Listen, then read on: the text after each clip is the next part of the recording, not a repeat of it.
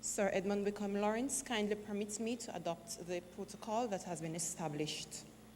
Good evening.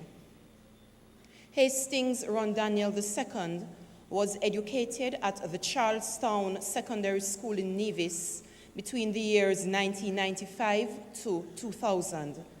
He attended the Clarence Fitzroy Brandt College from 2000 to 2002 and was a student in the Division of Arts, Science, and General Studies. In 2002, he went on to pursue studies at the University of the West Indies Cave Hill campus. He graduated in 2005 with a Bachelor of Science degree with honors in sociology and law. Ron Daniel returned to Nevis in 2005, where he joined the family-run real estate business, Home Run Services Limited, and has served as its CEO from 2005 to this present day. He has also acted as exclusive Nevis agent for a number of companies based in St. Kitts, such as sknvibes.com, G Squared Arts, and Massa Air Ambulance Coverage. In 2011, Ron followed his passion and became a minister of religion. He serves as pastor of the Wesleyan Holiness Church in Newcastle, Nevis. Ron has held a number of leadership positions outside his career-related endeavors. Such has included him being president of the Charlestown Secondary Young Leaders Club in 1999, president of the CFBC Student Council in 2001, president of the St. Kitts Nevis Student Association at UWI Cave Hill in 2004, president of Hope Nevis Incorporated from 2008 to 2010, deputy chairman of the board of directors for the Nevis Solid Waste Management Agency from 2006 to 2009, president of the Wesleyan Holiness Youth for the islands involving St. Kitts, Nevis, Saba, and Anguilla from 2008 to present. He is also a member of the District Board of Administration of the Wesleyan Holiness Churches and has served in this capacity between the years 2010 to current. He has served as a volunteer attached to the Ministry of Social Development in Nevis since 2005, has participated in, has facilitated, and has assisted with various projects associated with the ministry. Ron has also written extensively on a number of socioeconomic issues for more than a decade since the year 2000. He is married to Tricia and is the father of 3 sons. Outside of love for his family, Ron's passion can be summed up in 3 C's: Christ, civics, cricket. Ladies and gentlemen, the keynote speaker, Mr. Hastings Ron Daniel II.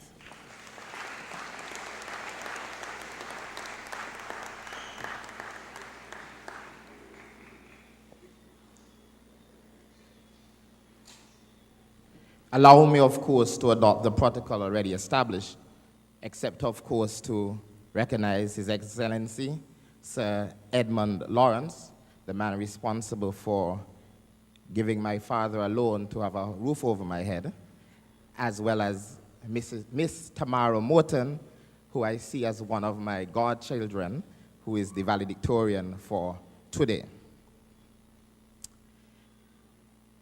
And of course, you the graduates, the graduating class of 2013, who at the end of the day, we are all here because of you. Please give yourselves a round of applause.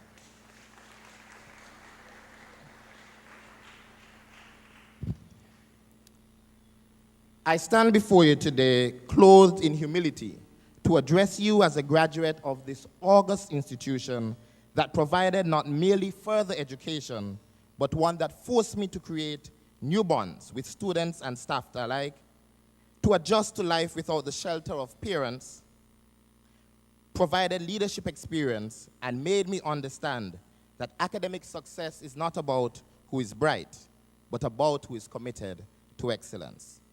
The memories of this institution have stayed with me forever, In fact, earlier this year, I made it my business on a Saturday morning to walk my twin sons, who are not yet 3, around to various classes and rooms and tell them this is where Daddy used to learn.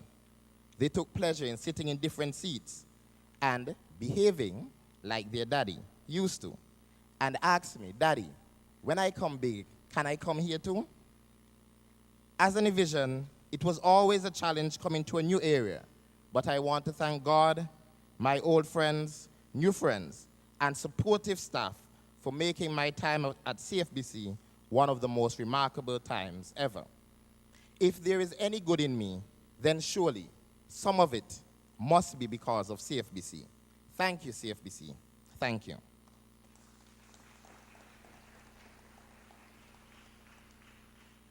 Every time I speak at a graduation, I'm careful to remind them that I still remember the extra long speeches by keynote speakers that I had to sit under. And I want to promise you that I will not speak for an hour like they did.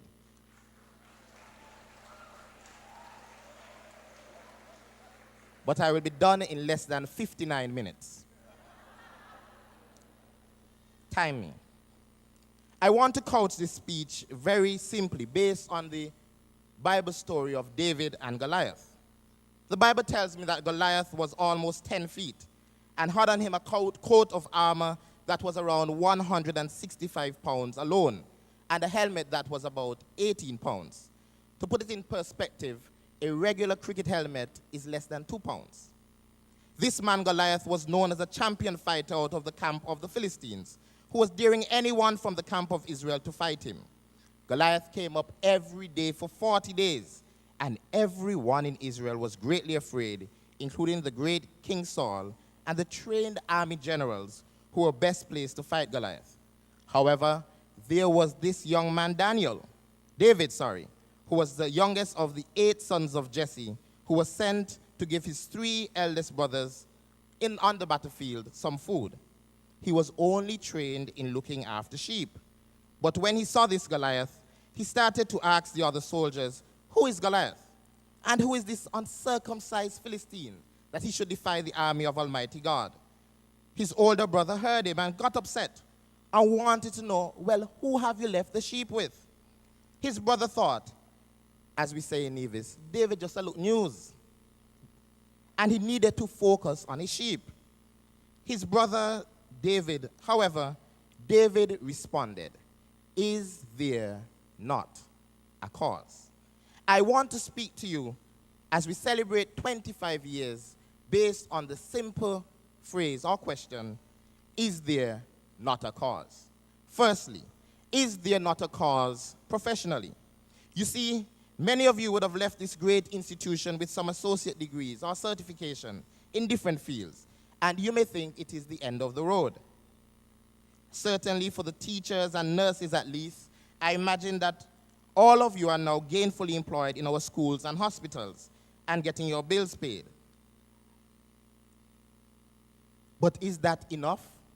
Are you merely satisfied with getting your bills paid, or are you concerned with excellence?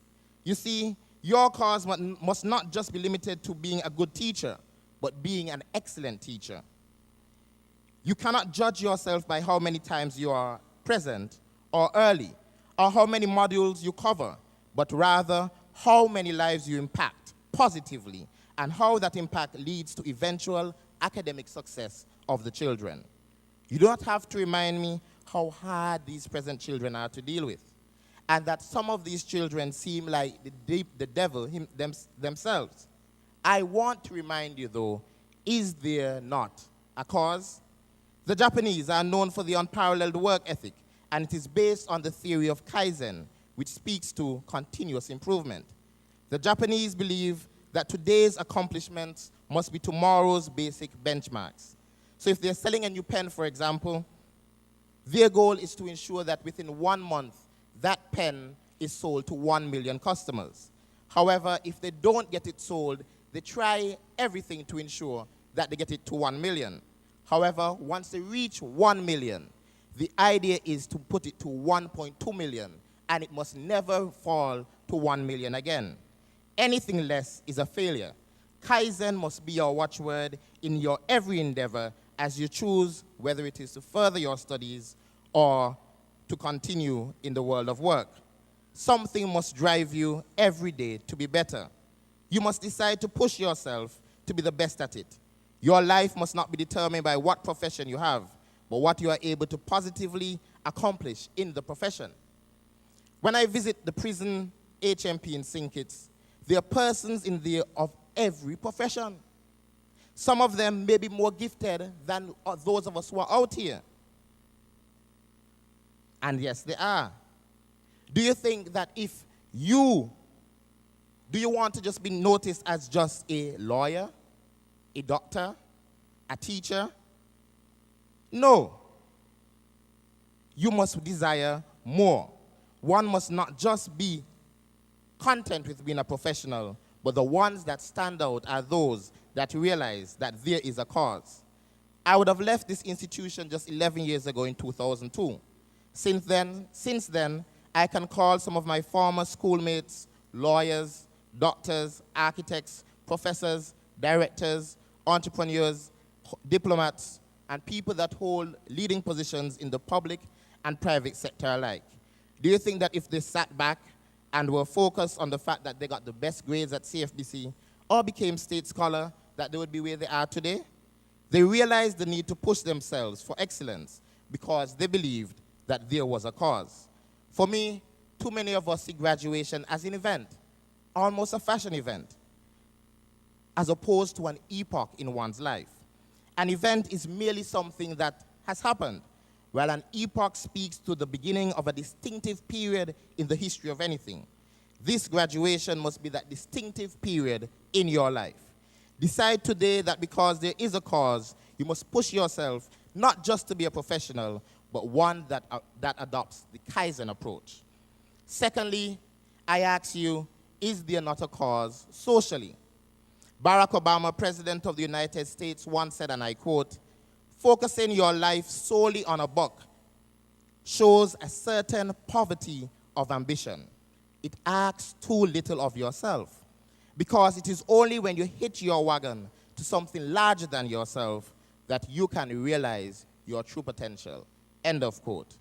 David could have decided merely to focus on raising sheep and making his trade as a shepherd. There was absolutely zero obligation on him as a mere shepherd boy to fight any Goliath. He was not even trained as a fighter, but as a shepherd. However, he realized that he could not continue to focus on minding his own business and minding sheep when there was a Goliath in the land. We have to decide now if when our respective eulogies are written, that all people will say about us is that we're good architects or technicians.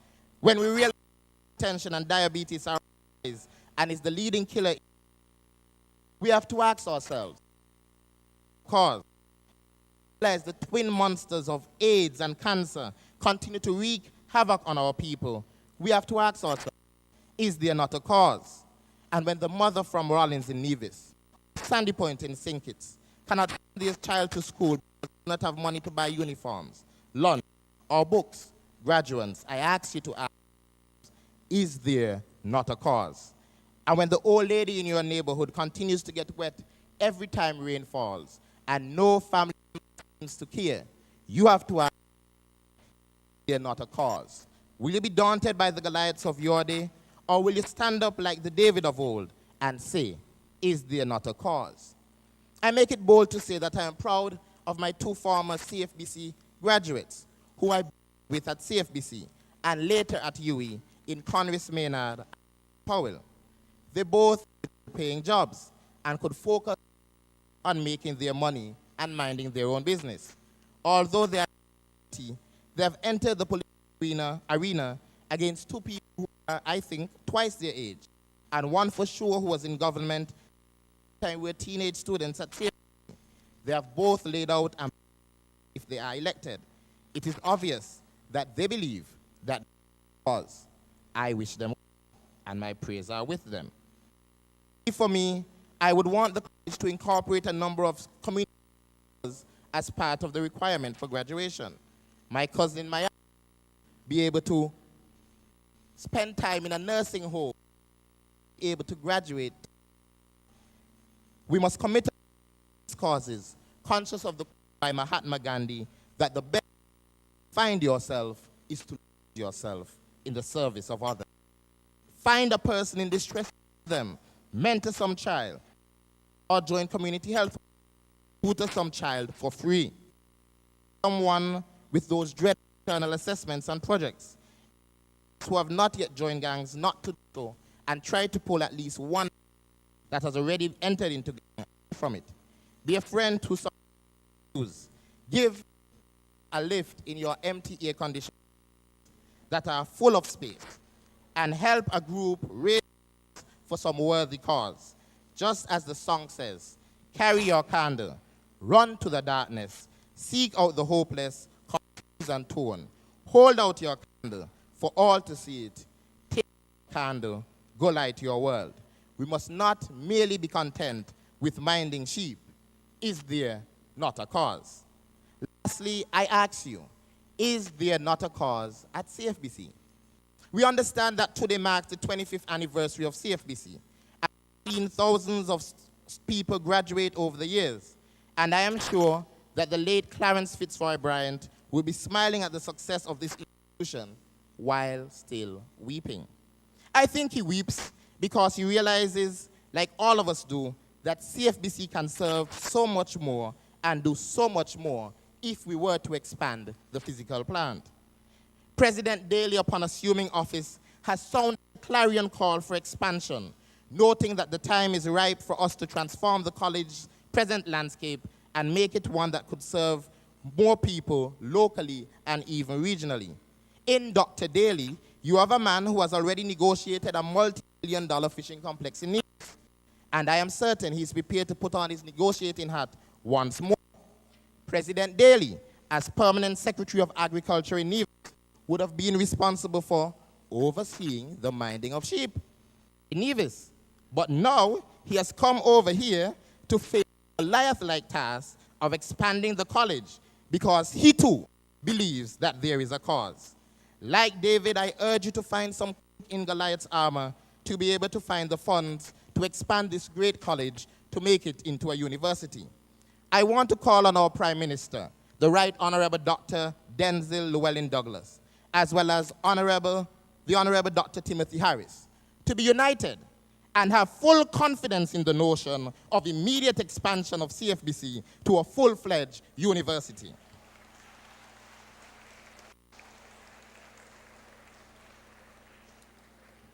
We must realize that our greatest resource as a country is still our human resource, and that any country should make a deliberate investment in developing their human resource. When I was reading the Barbados Nation this week, Tuesday, former Prime Minister Owen Arthur was pleading with the present Minister of Finance, Chris Sinclair, to stop putting money in the failed Four Seasons project and to instead pump it into UWI so that it could be expanded and create a university township where commerce and everything is built around the university, much like Dr. Daley is proposing for CFBC. I urge you, Honorable Nigel Carty, as Minister of Education, Dr. Denzil Douglas as Prime Minister and Minister of Finance, to make this dream of Dr. Daley a reality. I believe that as we continue to diversify our economy, that a university township is another such project. And I can call on my former principal of CFBC and first CFBC President, Dr. Hermia Morton Anthony, to use her influence at the Sugar Industry Diversification Fund to assist us. Because I believe that there is a cause, and I believe that the time is now for us to start a fund from the past alumni to see this happening. If all of us can give $100 to the special CFBC expansion fund, we can have more than $500,000 ready for expansion.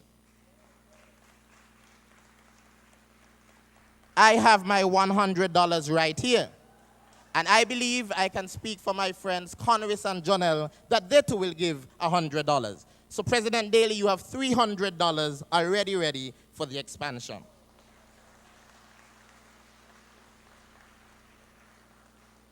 Together with a donor agency, we can overcome the Goliath of funds needed to make this dream a reality. Is there not a cause? As I close, it is a posit to remind you that we cannot be comfortable with Goliaths in our land while we continue to mind sheep. Your Goliath may not be physical like David's, but it may be emotional, financial, social, professional, political, psychological, educational, or even theoretical. However, Goliaths must not prevent us from being the best professional we can be. Goliaths must not prevent us from rising to the occasion socially. And certainly, Goliaths must not prevent CFBC from expansion. We must find our slingshot and 3 stones and defeat our Goliaths. As we celebrate 25 years of excellence, the question begs itself, is there not a cause? I thank you.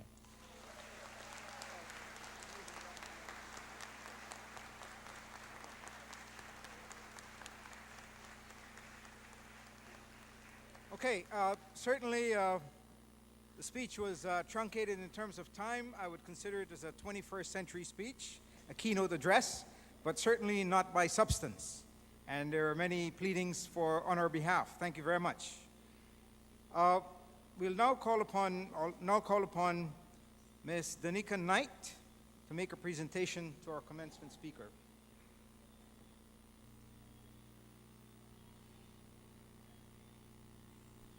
Okay, a big round of applause.